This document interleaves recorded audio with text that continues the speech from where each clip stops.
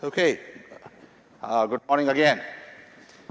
And we really welcome you to this workshop. And a majority of you must be doing TA-ship, and also welcome the staff who also interact a lot with students, and students also up to them for guidance.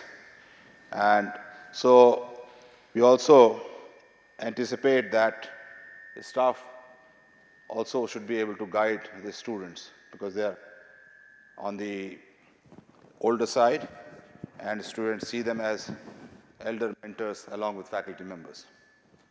So what I'm going to talk about is when you interact with the students, a lot of times you will find that they are not feeling motivated. I was talking to some of you, and when I asked that question, you were smiling, and that gives me the answer. We also, as faculty members, feel the same. And इसका feedback आ रहा है कहीं से? Feedback आ रहा है? Feedback आ रहा है?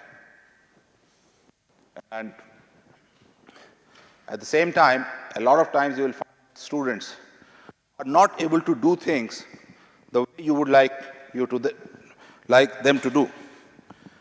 You can do those things in your mind, but they cannot. And at times, and it happens to all of us, we feel, why are they not able to do it? I can think of it so easily.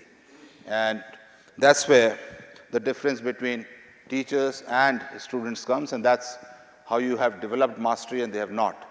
So how do you guide them towards developing mastery?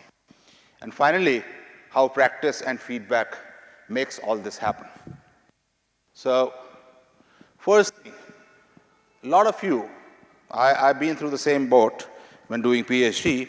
You wonder, why am I being forced to go and take TA-ship, do TA labs when I'm going and, labs are routine, or I'm going just solving the problems that instructor has given. So why am I being forced to do this? I have better things to do. I can do my research, I can write my paper. But in the long run, it makes your knowledge base wider. In fact, I would recommend, if you're a TA, ask for courses other than those where you're comfortable in. It will make you come out of your comfort zone and also widen your knowledge base, which will be very, very useful. You are here to grow. And you are here to grow as an engineer or as a scientist, not as a fluid mechanist or an electronic structure person. So you have to make your base wider, and this is a fantastic training ground because you learn with the students. You can also afford to make more mistakes than an instructor can. Then when you explain different aspects of a topic, it helps you clarify your own doubts and refine your own concepts. When you're preparing, you can take the attitude, theek hai, jaake, I'll tell something and something will happen. On the other hand, you can say, no, I want to show them what I know, and if I don't, I'll fill that gap. And consequently, you grow as a professional, right? And you also learn to communicate better. Where to take a pause, how to make an effective communication. And communication, remember, is a two-way street. You say something and you also hear them. When you hear them, you learn. So it's a personal anecdote. When I was doing my PhD, actually the main idea for my work struck me when I was teaching a pre-medical school class. So that was very, very nice. I knew about all these things from my undergraduate days, but I could connect only when I was talking about it to students or trying to explain them in a simple way. And then I said, my God, same thing is happening in my work in different contexts, and then I could connect. So that way it helps. Teaching always helps. Your duties as TA, I was talking to some of you, and you do laboratories where you instruct the students to do labs, ask them to write reports, evaluate their performance, but ask yourself, are you really instructing them to do lab? Most of our undergraduate colleges and universities do not have good lab facilities. So these labs are a good training ground for you yourself. Some of those experiments I had not seen in my undergraduate days. So I go and perform them when I'm an instructor, and I learned. So it's a fantastic training. You do some of your tutorials, you evaluate, help in evaluation, and we are introducing now something called grade scope, which helps in evaluating very fast and makes it foolproof. So later, Professor Amit Kuber will be talking about it. And some of you may be taking care of discussions you said that, you do discussions also. So this talk is going to be with the assumption background that you're going to prepare well for your classes, then only it's going to help. It's not just, chalo yaar, padhana hai, jaake bhava ke kar do kuch, right? Do your appropriate homework in the sense that you do not just say a solution dekh ke jaake bata denge. That's not the way to teach. You have to be on top of things. You should have your own proper work ethic. And I'll tell you why. Two work ethics are come to class in time, and when you go to the lab, go well dressed appropriately for that lab. Don't go when there are machines running in chappals. Don't go in sandals. There's a good reason why you should wear shoes. Don't go to the labs when their electrical machinery is running with chappals and shoes, because somebody may get a shock, and students look up to you. They see what you're doing and they do the same thing. And finally, be very enthusiastic about what you do. It has to show that you're enthusiastic about it. So my own experience, it takes me about 4 to 5 hours to prepare for a tutorial class. And I'll tell you what I do and why it takes that much time. So you can see the difference. If you just look at the solution provided by the instructor, it does not take you anywhere. I take about 3 hours per week because I go and read lectures, just to be on top of the course, what the instructor is doing. IIT Kanpur and any good university provides a lot of flexibility to instructors in what they cover and how they cover. So if I just go with the solution, I'm not really being fair to the system, I'm not being fair to teaching, I'm not being fair to what instructor is doing. And therefore, welcome sir, we'll stop and maybe you can address the thing and then we'll continue. I have a busy day today, so. So director has just arrived and he has a very busy schedule, a lot of conferences going on, so I guess. And welcome. Well, thank you. Thank you very much. Maybe I'll just use this. All right, so first of all, my apologies. I'm running behind the schedule by 15 minutes. I just wanted to, first of all, thank Professor Harbola, who's leading CERTEX, and all the CERTEX team here for organizing this. This is probably the first such event in the institute where the TAs, tutors are being shared the experience by, of course, some most experienced faculty on how to engage the students, how to explain things well to the students, and ensure that their learnings are significantly better. And this is one of the first tasks taken up by CERTEX, and I am very sure that every one of you will go back after this event with better trained to manage these students. Our students are, particularly the undergraduate lot, are quite a bit mischievous. They have their own ways of thinking and learning, and engaging them is a non-trivial task. I'm sure all of you will measure up to that, but it's just a helping hand like CERTEX is providing is going to come handy. And I wish you, all of you, a great time here, and we'll hopefully continue this exercise regularly and hopefully even expand on this in future. Thank you very much.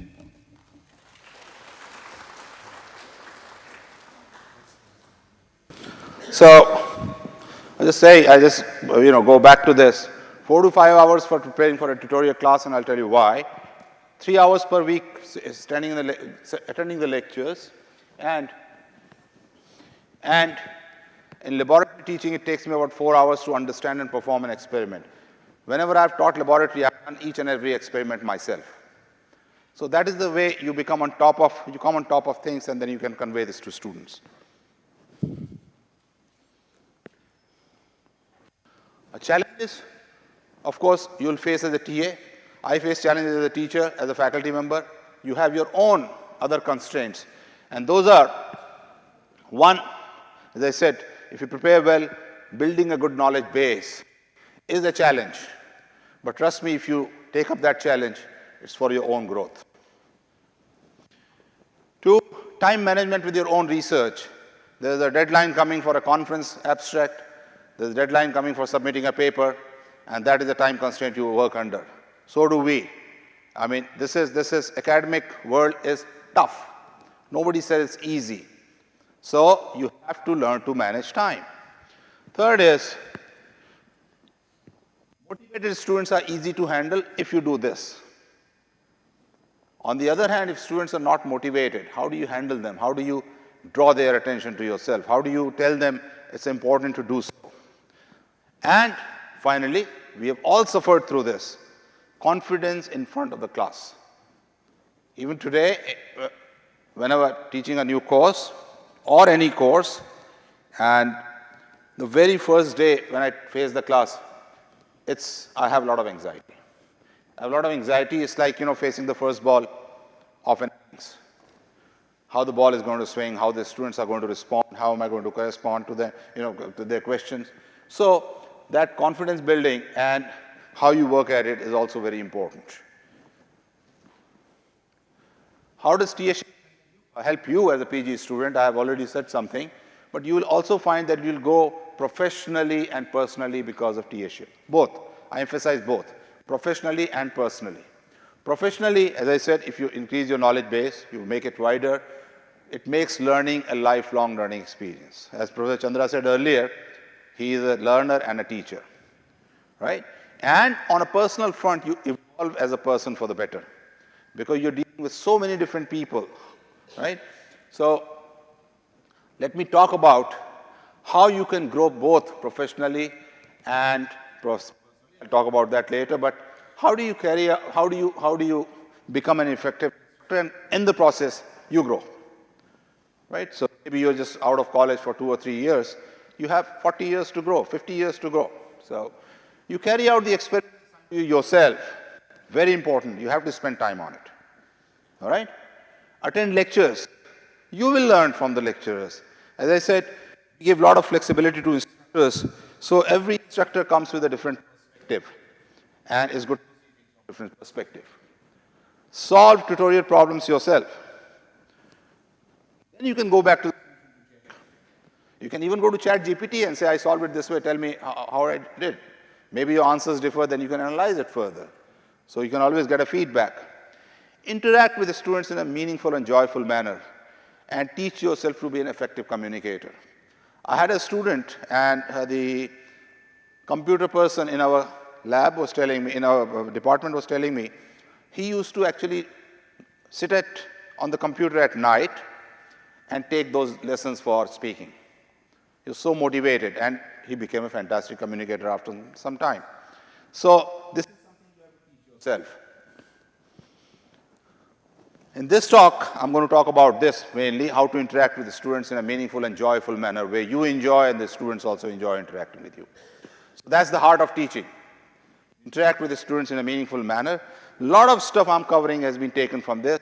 This is a fantastic book, How Learning Works, 7 Research-Based Principles of Smart Teaching.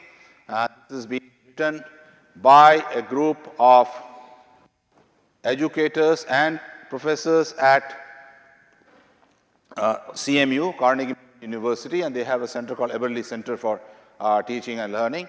And this has been based on a lot of research, so I take a lot of stuff from there. So first thing, when you interact with the students, first thing you want to know, how much do they know? Equally important, how much do I know? Right? So what you need to do is gauge where to pitch. And a general misconception is that, oh, they know it. They've done it in high school. They've done it in the previous course. They can do it. That never happens. You see yourself, you've done a lot of courses, but when you do TAship, do you find it easy? No, you have to connect, right? So this is something, that assumption. So prior knowledge is helpful. It gives you a platform. But I cannot assume that they can do something based on that easily. I have to connect, right? So an example is, those of you who have done labs, you will find that students know about a prism, about this, how this works. You ask them to make an experiment combining it, and boom, the whole thing falls apart. The reason is that they have these knowledge, prior knowledge about everything, but they do not know how to assemble it. That's something one has to learn. That's something the part of becoming an educated engineer or a scientist here. So that happens, particularly in labs, students lose interest in and have low motivation to perform experiments. How many of you have seen students become, they hardly do anything, right? And that's because they can see different things, but they're not excited about it. There's something wrong with it. That's where you come in. Not analyzing experiments properly by applying knowledge they possess, because they just write the lab report. You find out of 100 lab reports, about 70 or 80 are the same. That's because they do not understand the value of writing a lab report well. And the end result is that most of the students tend to treat experiments as not being useful, and Indians in particular have a bad name for this. They do not know how to work with their own hands. You know, you ask them, say, शाम को आप canteen में बैठते होगा ना, बैठ के अपना गप्पा शप्पा मार के बोलते हो, हाँ हो जाएगा हो जाएगा हो जाएगा. Work with your own hands. That is something we are very, very poor in, because we don't treat experiments as being useful and you know, things as unnecessary. It's an equally, if not more important part of science. Science and engineering is based on learning, on experiments and data. So this misconception also leads to a student finding a course difficult. It's a misconception. So he says, oh, I knew all this, but how come I cannot understand something that is being done in the class? That's where we are failing. We are not telling them how to connect your knowledge. Whatever you know, although you know it, but it may not be enough, those isolated components to do well. And therefore, below par performance in quizzes and examinations. And when that happens, this results in a loss of confidence, and which hampers their learning. So I'll address all of this. It is, if you look back, and I did this experiment, if you look back at US universities, right, you find, but he's doing, or she's doing very well at the university. How come? There's a difference. The difference is that we are treating them as people who want to learn, not as this person is bright, that person is not bright. We don't label. All you need to do well, and this is something I want you to take home, this is a take-home message. To do well, you need reasonable intelligence. You don't need an Einstein's IQ or a person with 150 IQ. Reasonable intelligence, person who can do things. And then all other things become important. One of the greatest leaders we have had is Sam Manekshaw. Have you heard of Sam Manekshaw? Particularly the movie came, right? Field Marshal Manekshaw. He used to say, leaders are not born. Give me a person with reasonable intelligence and I'm going to make a leader out of them. Right? So leadership is a lot of other things. Similarly, how many of you heard of Vinod Kamli? Vinod Kamli? He was supposed to have been as good as Sachin Tendulkar. But did he make it? No. The reason being that we used to say he is very talented and all that. But only thing he knew is how to hit the ball well. That's all. He did not know how to persevere in difficult situations, how to apply oneself, how to use his own ability to hit well to make it even better. So you need some basic talent, and beyond that, there are a lot of other things that take place to make you good. So first thing, when we are dealing with students, we do not think, this person is good, this person is not good. Everybody can be made good, right? Okay. So what should students be aiming for while performing experiments? Let's just come back to experiments first, because a lot of do your TA-ship in labs. They should learn how to integrate different skills and different components. So assembling the experimental setup. We don't emphasize that enough. We have knowledge about components, but how to make them work together. Important for making an engineering product, how to assemble different things together, how they work when they are working together. Make proper observations.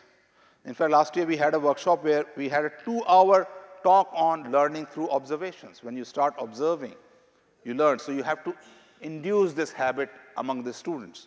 I'm treating you not as students. I'm not lecturing to you. I'm telling you what to expect from students, because you'll be dealing with them. Taking data properly. How many of you seen students taking data properly? They just write here and there. Right? Not making a proper table, X, Y, therefore this. A lot of them do that. Your duty to make it happen properly. It's your duty to teach. So your TA-ship as experiment in labs is not just going there, getting the experiment done. There are a lot of other things are going on, right? And then also performing analysis, how to look at analysis properly. Trust me, you do it to, to your class. 10 to 20% of the students will start respecting you more because they're learning from you. And they're there to learn. It's our failure if you don't teach them how to learn. Purpose of tutorials and problem solving. So one part I covered is experiments. Other part is tutorials and problem solving session. So a lot of things, clearing doubts about material from the lectures. If you do not attend lectures, you would not know what doubts they have. I discuss, so some of the questions that are raised in the class, if I'm attending, I finally send them, they make a question out of it and send it to them. Go on the forum and send it as a challenge. They learn. Filling in the gap in their prior knowledge. Right? I said prior knowledge by itself is not enough. It may be inaccurate. It may not be sufficient. You fill those gaps. So in tutorial, you have to be very observant where they are falling short. And you fill in those gaps. Correcting any misconceptions a student may have about their prior knowledge. As I said, they may have done it in my 10th, I've done it in my previous course, so I can do it. And therefore, why attend this class? Oh, this tutor is not good.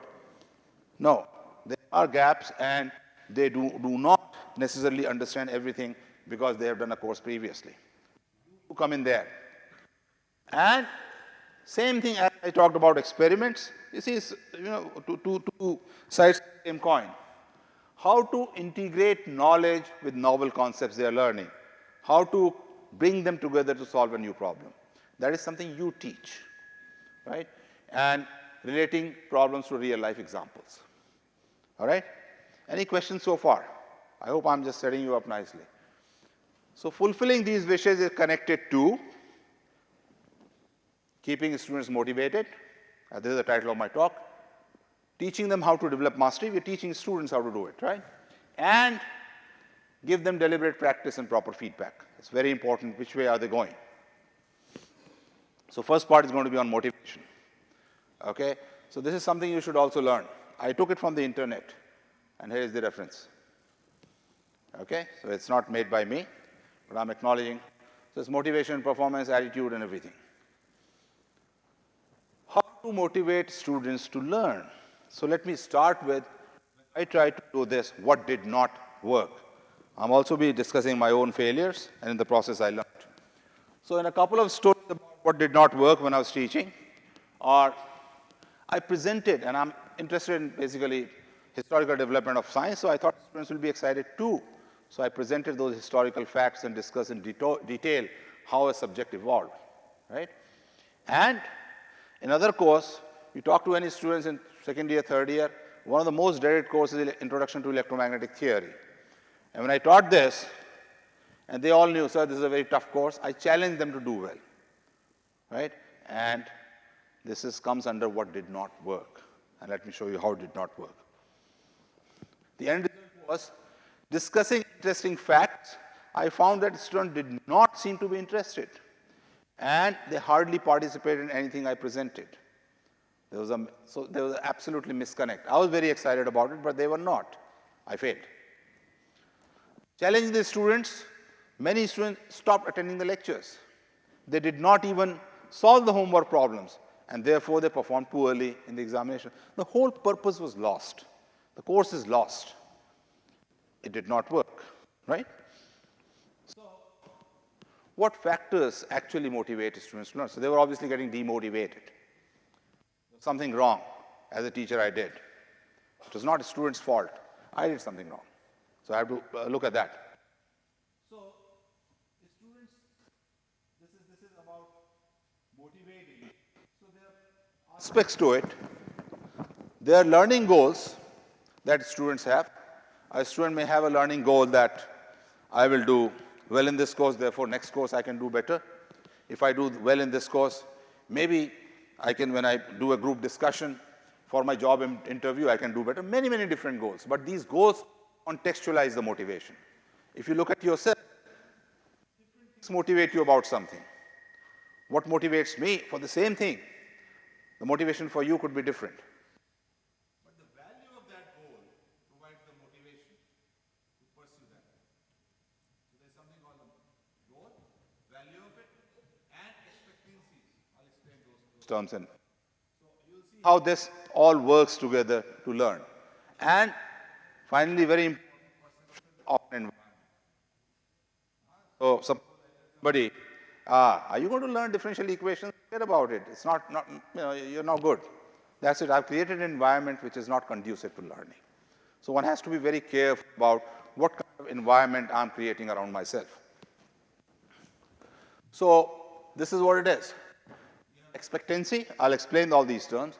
You have value for a goal, and these two together combine to give you motivation, which leads to goal-directed behavior, because now you want to do that goal thing, right? And if you support this, or the environment support this, it leads to learning and good performance. So keep this picture in mind. Expectancy, value, together they provide motivation. You go towards your goal, and then that leads to learning and performance. So what factors motivate students to learn? Let's see some of the students' goals, all right? So some students are motivated, and a majority of them will find that I should get a good grade. That's it. Everything else stops there. They cannot think beyond getting a good grade. That's it. Why do you want to get a good grade? Or maybe it will lead to a good job. But learning part is missing, right? And there are others who are guided by learning goals. They want to learn. They want to understand the subject, and they do better automatically. So here are two goals that I have given. And in this context, let me also analyze where I fail. So when the goals of instructor and students have a mismatch, I'm thinking of something, and others are thinking of something else, right? Then there's a problem. For example, in my courses, as I said, I had discussed historical development of a subject. This was very different from the goals that students had in mind. Probably they said, what is he talking about? I'm not interested in what Maxwell did, or Planck did, or this fellow did. I'm interested in getting that A or a B, or maybe prepare for the next course. The moment that mismatch took place, it had a negative effect on learning. So I have to be very conscious. So that's why first classes are very important, where I get to know about what the goals of the students are, and therefore I have to work hard on changing my strategy, changing my way of what I'm delivering, and match it with them, and slowly I can then bring them to, or motivate them to learn what I am also interested in. So I'll comment on that a little later. So how do I do that? If they're not motivated, how do I motivate them? So the thing I talked about was value. There are three kinds of values. I talked about performance. So these values are attainment value. I want to attain something, right? And that is, I'm satisfied by mastery and accomplishment of a task, right? It's like, I was once reading about Ricky Ponting, and you'll get a lot of examples from cricket. And people said he just wants to be the best batsman. The runs and centuries that come are a byproduct. So for these people who are driven by attainment value, they want to learn the subject. They want to do a job well. And everything else that follows is a byproduct. But it follows. Others are who are satisfied doing the task rather than its outcome. So here, they want to be satisfied by accomplishment. These people just want to finish. Let me do a job, and then they're satisfied. Third part, which is a little difficult to handle, is instrumental value. They give a sign in whatever they do. Instrumental value, is it instrumental to something I'll get? Does it give me an award, right? Does it help in accomplishing other goals, right?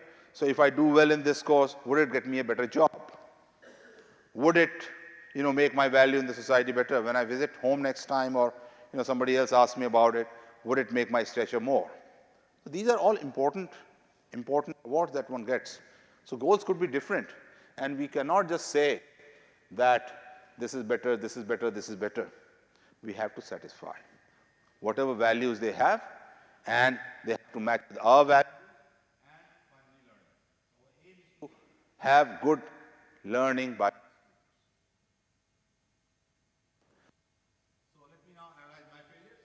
I said, courses that I was talking about, I gave historical facts, and I talked about, challenge the student. These were my failures. And the failures were that when I presented historical facts, attainment value, intrinsic value was only for a few. They wanted to learn, they wanted to have a mastery, but maybe a few. So except that group, I was not addressing anybody else. Instrumental value for none. How does, if I teach a subject and I tell them how it evolved, what the person did, maybe it doesn't get them anything. So why should they worry about it? I failed there. A majority of students probably didn't find any of these three values, neither attainment, non-intrinsic, non-intrinsic. If majority of students don't find it, why should they be attending lectures? Why should they be listening to me? So we have to match. We have to change our strategy. This is from Professor Vinny Shaw earlier talked about. That we had a recent survey of graduating students. This is a very good feedback, where they ranked career and employment as the highest priority for their learning. That means they were looking for instrumental value. That was the goal of learning, was instrumental value. They'll get something, a good career, good employment, right? Most important purpose, that was the education, so this was the highest value for them, learning goal. Curiosity for knowledge, which I'll call attainment value, right? That was, and personal growth, intrinsic value as secondary priorities. So you can see right away, if I know about a class, if I know about the students, I can change my strategy, then slowly bring them to learning. But this was very clear from our survey report, right? Social life, which is also very important intrinsic value. I said, if you learn something, you can go talk about it in your social circle. You say, this person is very good, knowledgeable in this. That had very low rank. So you see these surveys or educational research in that. So let's talk about value now in the context of experiments, right? Why majority of students do not take experimental work seriously? Because they do not attach a value to it.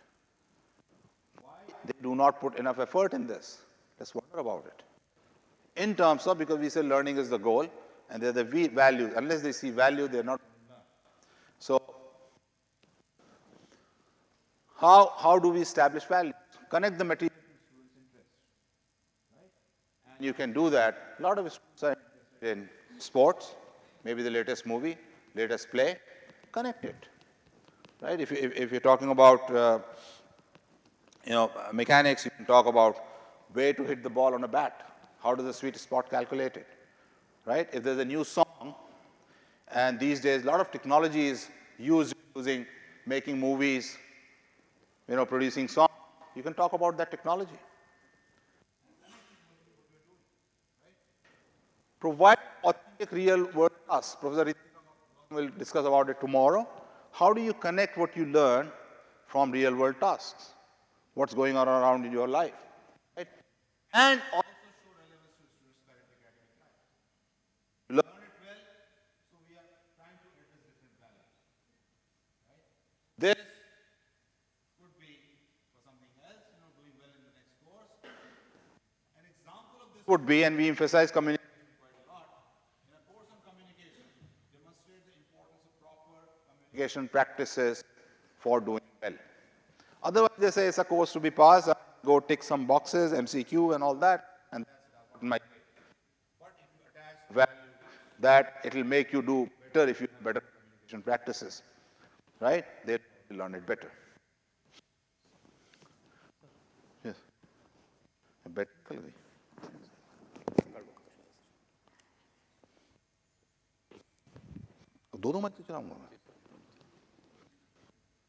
Discuss the relevance of skills being learned to a student's future professional life. Again, you have to be on top of things. If you are teaching a course, know what it is a prerequisite for. You have to do your homework.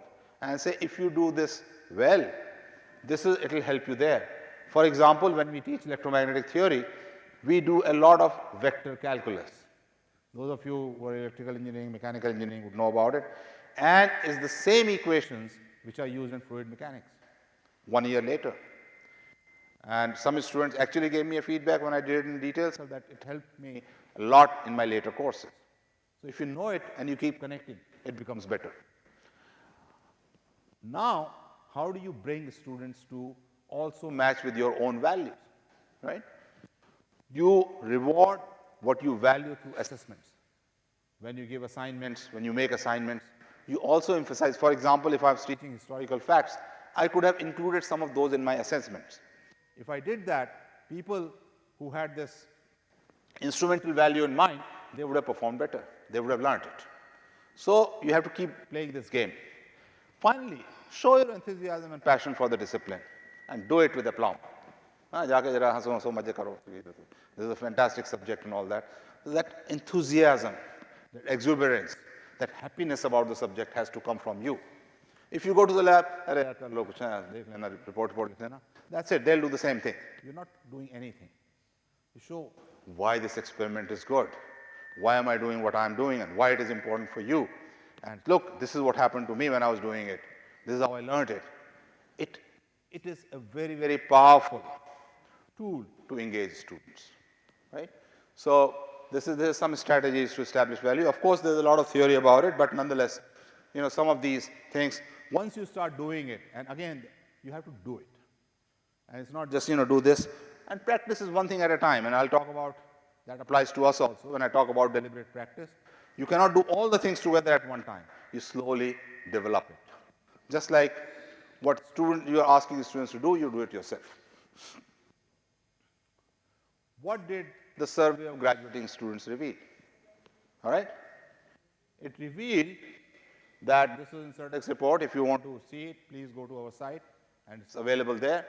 Students identified projects or hands-on experiments. That is what I'm emphasizing. Board work and use of PPT slides as the most effective teaching tools.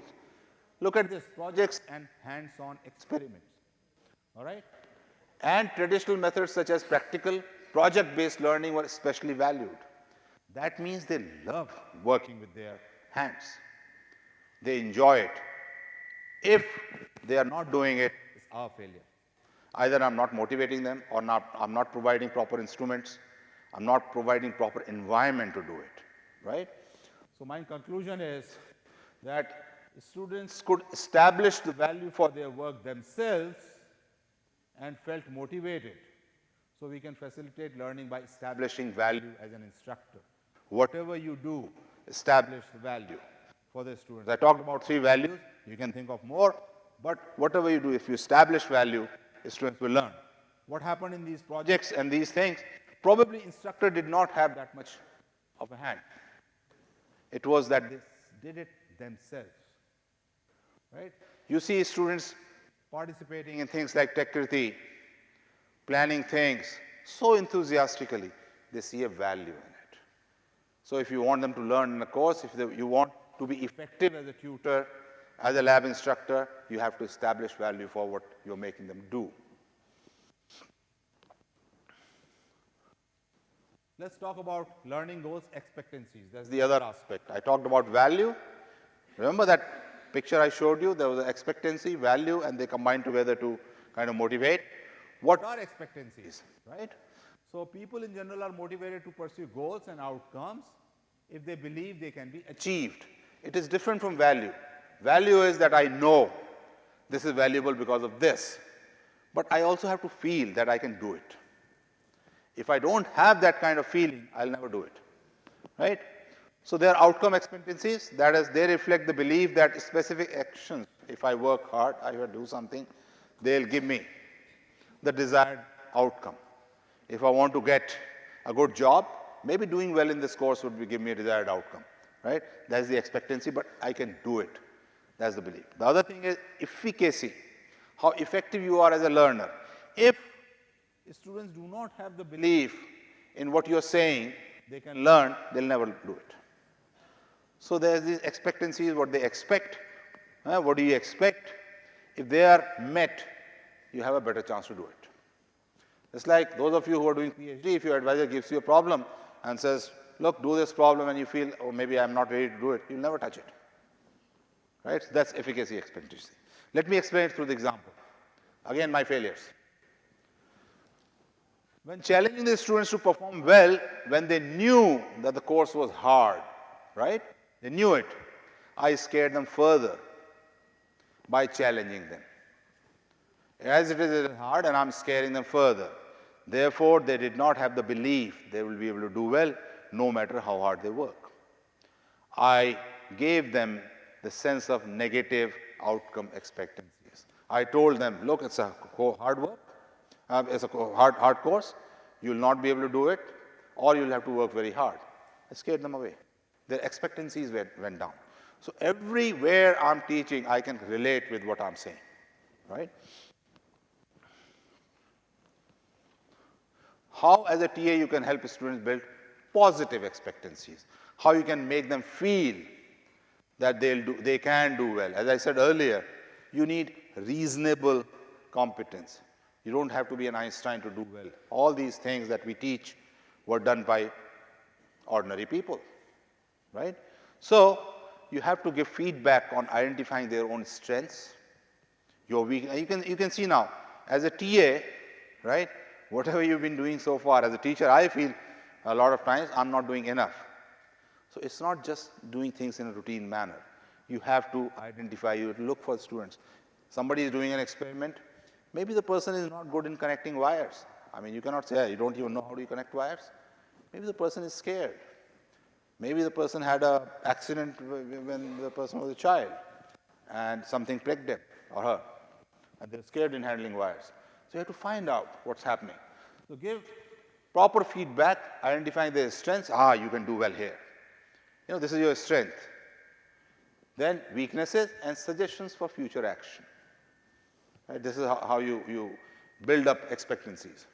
Other thing is be fair, very important. Sometimes when we grade, and those of you who are involved in grading, sometimes you tend to become reckless. You know, I'm going to sleep, but let me do 10 more copies. And those copies are the ones that come back for regrading. No student should feel that my grader has been unfair to me. Otherwise, they lose interest. They lose connect with you. They lose connect with the instructor. You as a TA are part of a whole team. If you are not fair, course gets a bad name, instructor gets a bad name, and overall, it's not good for anybody. Learning objectives are not met. Discuss effective study strategies. And as you are learning, you are also, I'm sure, developing strategies for yourselves, right? You are thinking, how should I spend more time in research? How do I balance with the other hobbies I have? Maybe I want to play cricket in the evening. I want to play volleyball in the evening. Tell them about it. And a lot of times, these are young students, no matter, I mean, even at our age, we feel if there is some guidance, it helps. At every age, every person feels. If there is somebody who gives unselfish guidance, there's nothing in store for him or her, then, you know, they talk to you. So learn about study strategies for yourself, share them. That's the joy of teaching. Whatever you learn, you share. Tell students about the ways we explain success and failure. You know, I gave you example of Vinod Kamli. We say, you know, if you're talented, you can always do well. If you're not, forget about it. No good. Give students a sense of control over their own outcomes. Whatever competence, intelligence has been given, provided by God or whoever you believe in, or you know, you're born with, that's only a part of the whole thing. Tell them you have control over your performance. So you have to tell them if you have proper studies, and this is again done by examples. If you have proper time management and hard work, these are attributions for success. If you are being successful, you're probably working hard. You're probably managing your time well, right? You have good study methods. Most of the time, and you will see yourself, and you know, most of us see it, whenever there is a success, right? You say, you know, I'm good. I can do it. Whenever there's a failure, oh, you know, the pipe didn't work, electricity went off, power was fluctuating. So you always assign or attribute failure to something external to you. You always assign successes to your own intrinsic competence, to you being intelligent, to you being smart. But that is not true. And that is what you have to learn and tell the students. You have to convey it, that it's not intrinsic values only, it's actually plays a very small part. Your own external agencies, your own planning plays a big role in your learning. And that is something which is under your control. What you are born with is not within your control. And this is what you have to convey. Then their expectancies go up, they become positive. Once somebody starts believing, I can do it. If I do this, this, this. I can do it if I do this, this, this. You will help them. That's the role of a teacher. Role of a, teaching assistant, your teachers. So, let me give you something on the perception of environment. If value, expectancy, and environment, you can see the person feels motivated.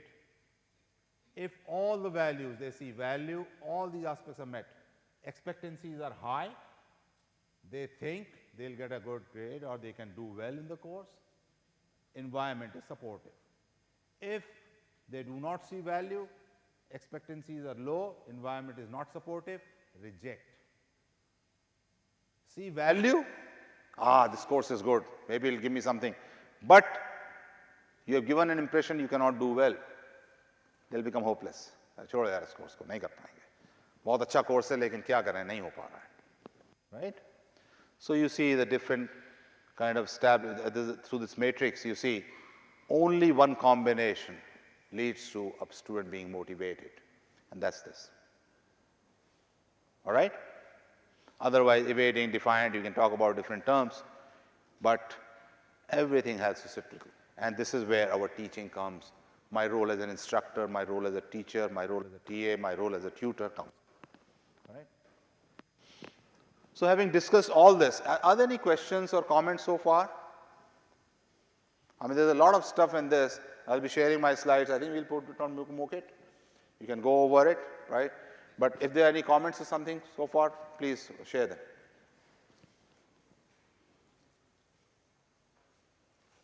All right. So we've discussed how to motivate, we've discussed values, we've discussed all that. Final aspect, and that is how to develop mastery. We've not talked about that, right? Mastery is developed.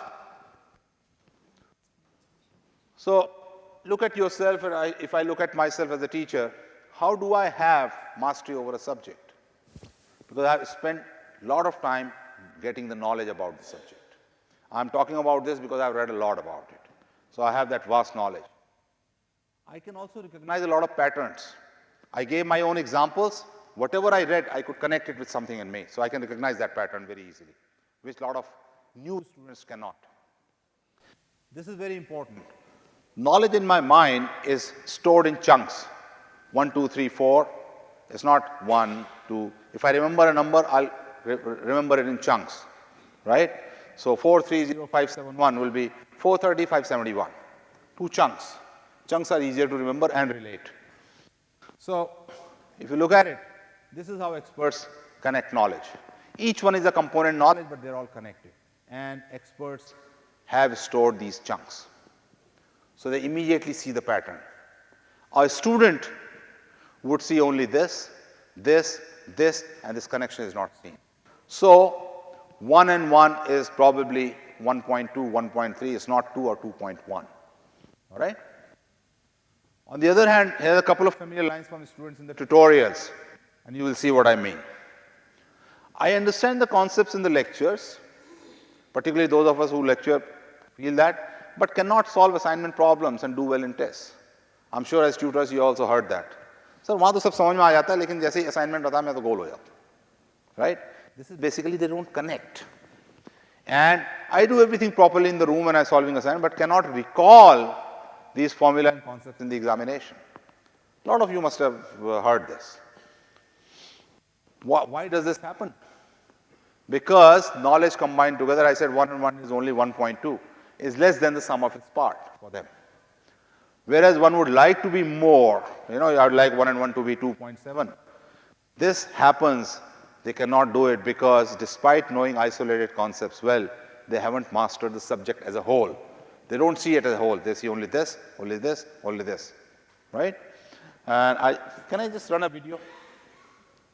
I'll take about 10 minutes more. एक ही जरा video चला दीजिए, how to learn swim. पहला वाला. What I want to show you, and I'm sure having a nice swimming pool, some of you must have tried to learn swimming. If you have not, please do that. We have a fantastic pool. And you will see how, although you know different parts, swimming is still difficult, right? Look at what the coach says. Between them. As you take a stroke, you'll notice your body rotating to one side. If you want to breathe, I want you to see somebody is trying to learn swimming, and that person will be told, do this, do this, do this, do this. Individually, one can do this, but to swim properly, you need to combine everything together. So just show this. We want our hips to be high in the water and our head neutral. When it comes to your freestyle pull, your fingertips should enter the water about 18 inches in front of your shoulder at a 45-degree angle. Middle finger first. Try not to cross your arms along the center of your body here. Follow up your hand entry with a long, reaching extension through your shoulder and arm. Bend at the elbow and point your fingertips down toward the bottom of the pool and start to pull straight back. Try to keep your elbows above your hand for most of the pull. Keep that elbow. So the point I wanted to make was, you see, that person was telling 10 different things. You go to the pool, you do those 10 different things, you will never learn swimming. An expert just does these things automatically, right? So when I am teaching somebody swimming, I say, do this, do this, do this, do this, you'll never do it. Each part has to be learned and combined together. That is what has to be taught, right? So similarly, there are other videos, right? Other one, ये वाला दिखा दो, cover drive दिखा दो जरा, ये my cricket thing is good. So cover drive दिखाओ जरा, learning to play cricket drive, ये वाला दिखाओ. हाँ?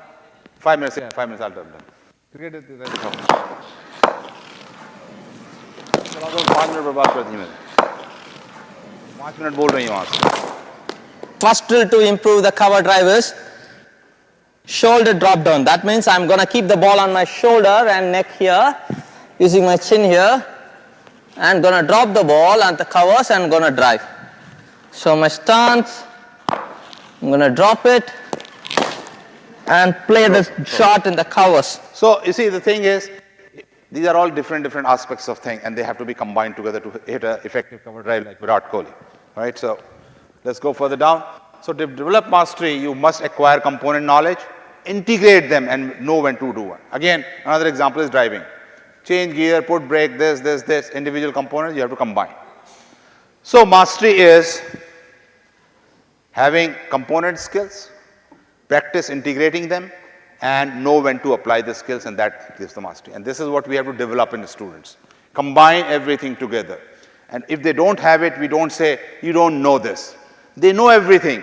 They don't know how to combine them together. Think of yourself as a swimmer, learning to swim or learning to drive, and then you'll realize the conundrum of the students. Some strategies. Recognize that initially the cognitive load by a non-expert is tremendous. Just like when you try to learn swimming, the load you have, I have to bring it 18 inches, then go down like this. It's too much. It's not automated. Decompose a complex problem into components and recognize weak and missing component skills. Help students integrate the components and include in integration, assess this. When you do the assignment, we say, give partial marks. If you give partial marks just writing a step, it's wrong. Unless they combine them in a meaningful way, don't give partial marks. If they write anything and we give partial marks, that's actually ridiculous. They have not learned anything. There's a caution about expert blind spots. Expert access required knowledge quickly by recognizing patterns. Such skills can also be hindrance in teaching because you think, I can do it, so can do. If I swim, I say, why can't that person swim? If I drive, it's so difficult for them to change clutch and gear and all that. No, the combination effect is very important. Finally, deliberate practice and proper feedback. Deliberate practice and proper feedback is goal-directed practice. You have a goal. I want to hit the ball on the rise. That's first goal. I want to hit it on the front foot. Second goal. I want to hit it through the covers. Third goal. You practice each one differently and then combine them together. So principle is goal-directed practice coupled with targeted feedback. And then you have to give feedback, whether you're doing each one properly or not.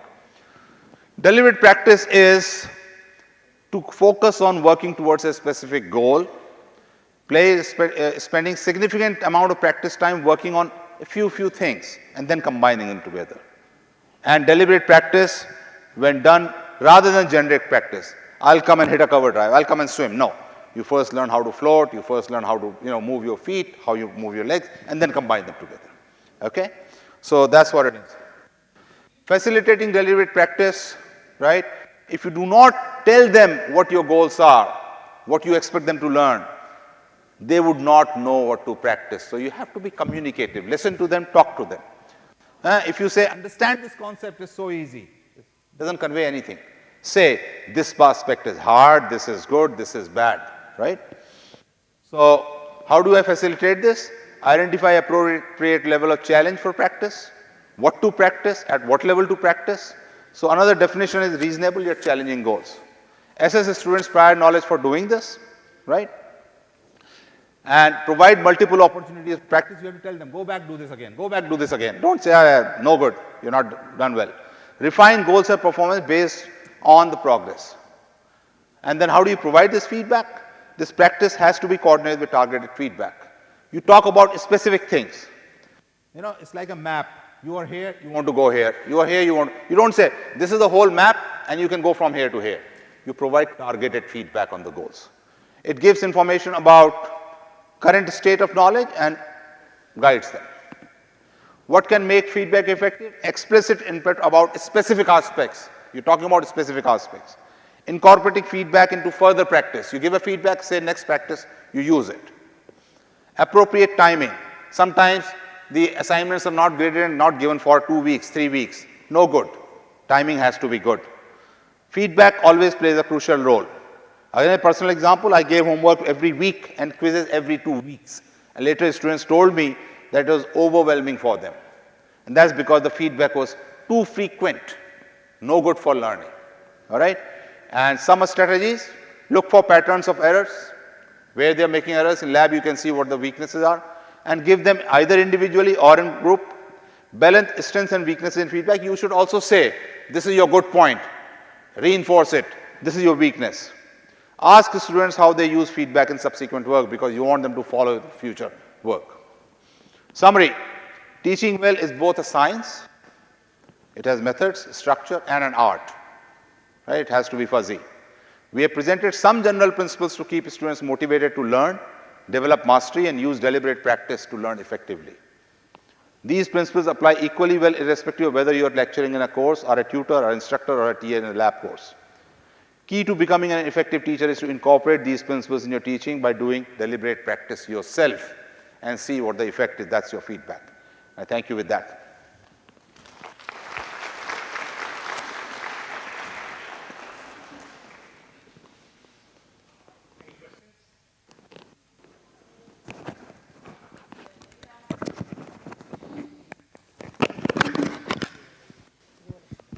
We have time for a couple of questions. Anyone? So keep it a very interactive session rather than someone giving you lecture and you just taking it. Fine. So you will have a QR code. Keep writing your questions. If you don't want to ask it directly, you can just write the question and we will bring it up and the person will answer the question. Okay. So keep it a very interactive session. Don't, it should not be, someone is giving lecture, you are just listening and then going back. So yes. Okay. Yeah. In the colleges and schools, theoretical knowledge is given a lot. But as compared to practical knowledge, whereas I think practical knowledge or practical experiments takes time, right? So if they are forced to fetch the marks, then they will not go for the practical knowledge and experiments. And they will definitely follow the theoretical things. And the theoretical things we does not learn too much. They are not applied in the practical world, right?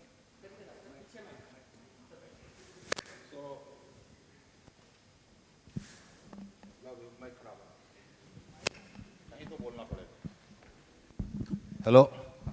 So as I said, experiments I touched upon, when they were doing their own projects at their own pace, or when they make a car for competition, they're doing very well. And they win prizes. That means they are creating a value for themselves, where it goes. If you recall your lab days in your, probably as an instructor has failed to show value. Probably an instructor has not cared to tell the lab persons these instruments are faulty. All these lead to disinterest in doing experiments. On top of it, remember, they are coming demotivated because of our training of not emphasizing experiments. We give all this, it leads to that, what you're saying. So that's where our role comes in. We fill in those gaps. We fill in those gaps in thinking. We fill in those gaps in things not working properly, that these can be done properly, and this is what it leads to.